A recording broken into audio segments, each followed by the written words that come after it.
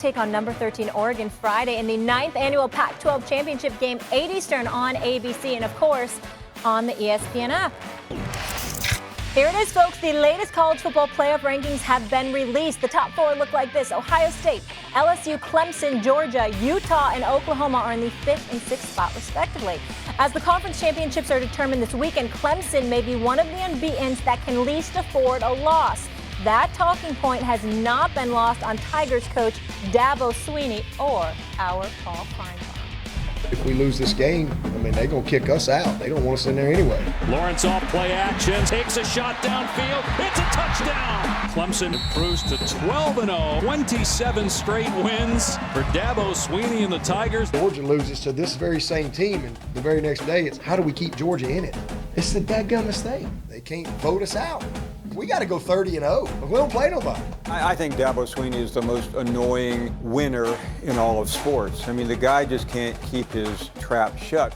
One of the best lessons I've learned is you don't worry about criticism from people that you wouldn't seek advice from. I mean, somebody just give the man a pacifier, send him to timeout, and we'll check in with him on December 28th when he finally plays a legitimate team during this entire college football season. I'd like some timeout. I'd like to take a nap. I had Mrs. Puckett in the first grade. You'd walk into school with your lunchbox, had the Happy Days lunchbox, and had with my bologna sandwich and had a mat. We should have adult timeout time. I never had a pacifier, though, so I don't know how that'd work out.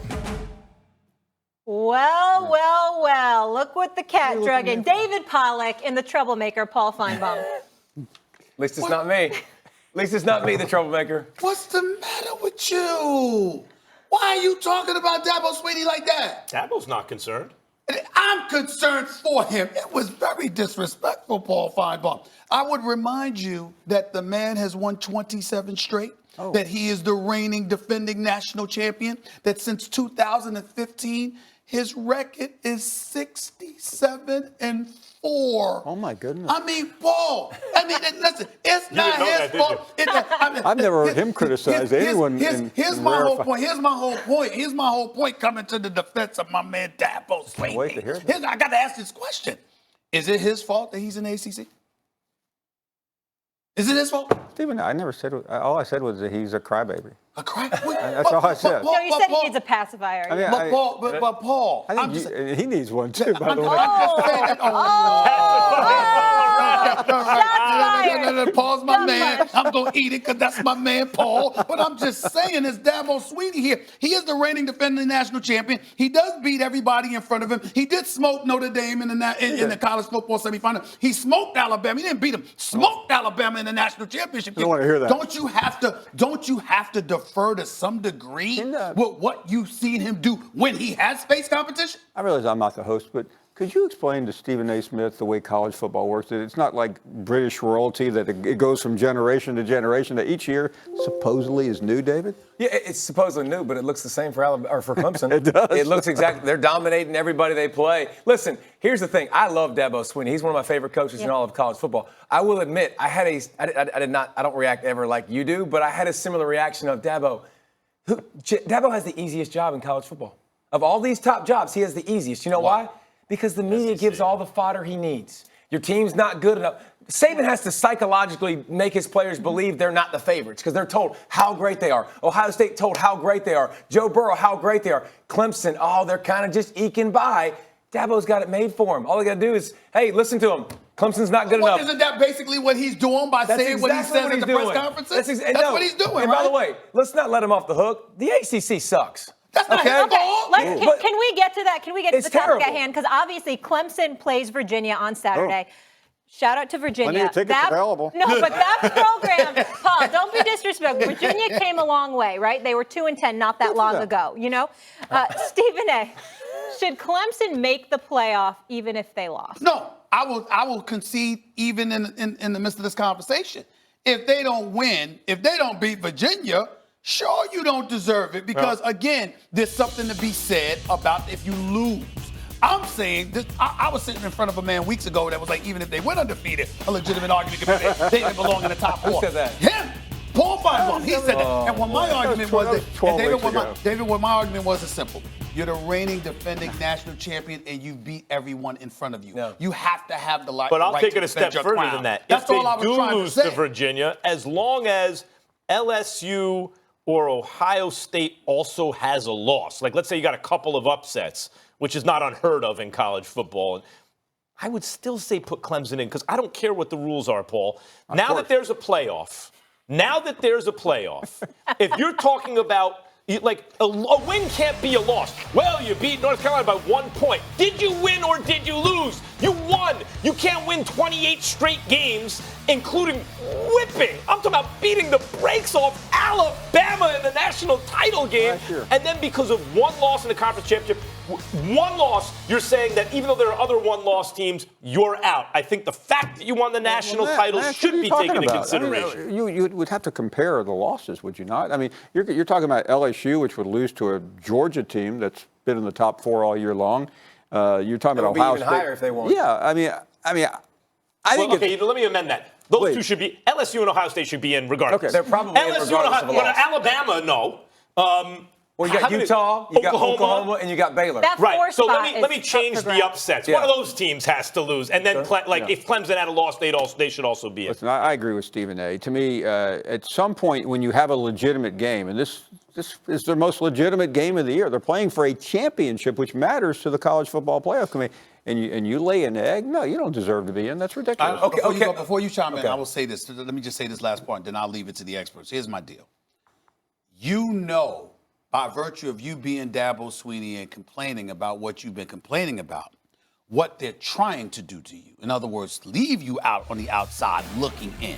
So knowing that and knowing that you can't lose to Virginia because that will add fodder to everything everybody's been saying, right? To me, knowing what's at stake, you cannot lose this game. That much I will say. I don't think it's fair, but you know what the situation is. Handle it. And I believe Clemson will. But see, I don't look at Clemson as getting slighted. If we're putting Clemson, LSU, and Ohio State together, I think they're very comparable. I think they're all 3 really good teams. Mm-hmm.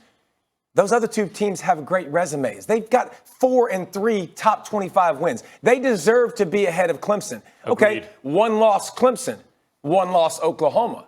You're telling me Oklahoma's better than Clemson? I agree, but educate me. They're not. They still should be in, I think. But David, educate me. Is there anything that Clemson could have done to elevate its schedule? Is there anything you love the last year. What is he supposed to do? There's nothing they could have done, but that doesn't mean I penalize Ohio State or LSU for playing good teams. Gotcha. Clemson doesn't deserve credit for not playing great teams. It's not their fault, no. But is it completely not? One thing I kind of agree with is if you're in a weak conference, could you schedule an out-of-conference game that might, that's not just a gimme? By the way, can we talk about that real quick? Because they have 2 SEC teams on their out-of-conference schedule. They do. A&M, Clemson. And South Carolina. You can't predict 3 years out or whatever. 24-10 win over Texas A&M. LSU just annihilated them. Yeah, but I'll defend Clemson for once. I mean, scheduling a home-and-home with A&M is a good scheduling move. Right. So you're holding against them the fact that teams weren't ranked as you may have predicted they might be ranked. We're holding their conference against them because it's such a weak conference. Bobby Bowden made a living in the 90s beating up the same teams. It's the same now. Yeah, he had one game every year, Clemson. Yeah. And Florida State being so down and being so out, like that, we at least had that rivalry every year when Jimbo Fisher was there. You're like, we could point to that game where elite athletes were going to go at it. Now you don't even I have want to that. ask you about your Georgia Bulldogs. Did they deserve to keep that 4 spot? Yeah. I mean, again, for what they've accomplished on the field, they have a horrible loss. Nobody's going to take that away. But everybody they're competing against also has a horrible loss. Utah lost to USC, their 3rd-string quarterback. I mean, if you want to go down, Oklahoma lost to Kansas State, they're not in the rankings. So they've beaten 3 top 25 teams. They've beaten Notre Dame. They've beaten Florida. They've beaten Auburn. They have a great resume. They go beat LSU, but they're in. They control their own destiny. It really doesn't matter. So we come back to Dabo, and we ask the simple question. When you take into account the fact that he can't control his schedule, he can't control the fact that he's in the ACC conference, okay? But he is 67-4. He's on a 27-game winning streak, and he's the reigning defending national champion. Do we not look at that and say, excuse me, they got a right to defend their crown? if they're defeated. And they're going to have that right. Yeah, that's what I'm saying. You and Dabo have the same problem. You can't control your mouth. Wow, I would argue that Paul might be in that. Hold on, can you say y'all 3? Can you say y'all 3? Exactly, and how you excluding yourself about from to that say. conversation? Your nickname is the Yeah. Mouse in the Only South. one of the 3 of you have Your mouth in the nickname nickname. has the word mouth in The it. nerve of it, right? The nerve of it. We brothers for a reason, my man. You're in the same boat. Come on now. All right. Let's pay some bills. That's right. Good times, guys. This was We a get lot to pay of fun. him. You're going to be back with us. He's already paid. Much more to come on First Take with the NFL playoffs around the corner. Who's the most important player in the AFC? Mahomes, Lamar, or Deshaun? We'll debate that next. It's First Take. We have a must-see First Take coming on Thursday. Which Cowboys team shows up on Thursday Night Football in Chicago? Plus, which AFC East contender is more likely to fall at home on Sunday? And will Lamar Jackson struggle against the Bills D in Buffalo? Don't miss it tomorrow, right here on First Take.